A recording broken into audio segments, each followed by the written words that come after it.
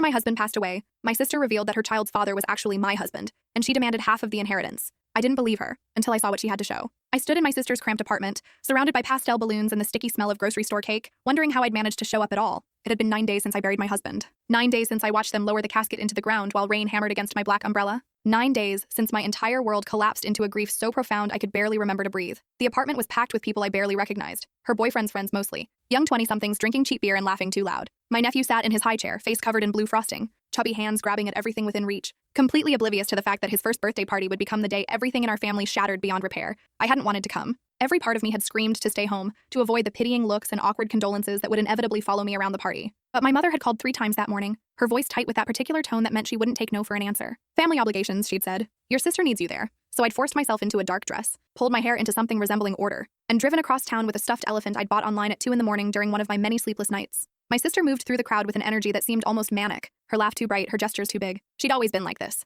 Everything amplified, everything performance. When we were kids, she couldn't just tell a story, she had to act it out. Now watching her work the room, I felt that familiar exhaustion. Vera? She appeared in front of me suddenly, gripping my arm with fingers that dug in too hard. Her perfume was overwhelming, something cheap and floral. You came! I wasn't sure you would after everything. Of course I came, I said quietly. He's my nephew. Her eyes glittered with something I couldn't quite identify. Right, your nephew. That's so sweet of you to say. Before I could respond, she'd spun away, clapping her hands together to get everyone's attention. The room fell into an uncomfortable silence. My parents, standing near the kitchen doorway, exchanged worried glances. Thank you all so much for coming to celebrate my baby's first birthday, she announced. It means the world to me, especially during this difficult time, when we've lost someone so important to our family. I felt my chest tighten. Please don't do this here, I thought. Not today. My sister just lost her husband, she continued, gesturing toward me. Several heads turned in my direction. It's been so hard on all of us. He was such a wonderful man. So generous, so caring. Especially to me. The way she said that last part made my skin crawl. There was an insinuation in her tone, something poisonous lurking beneath the surface. Which is why, she said, pulling a folded envelope from her back pocket. I think it's time everyone knew the truth. I've been carrying this secret for too long, and with him gone, there's no reason to hide it anymore. My father stepped forward.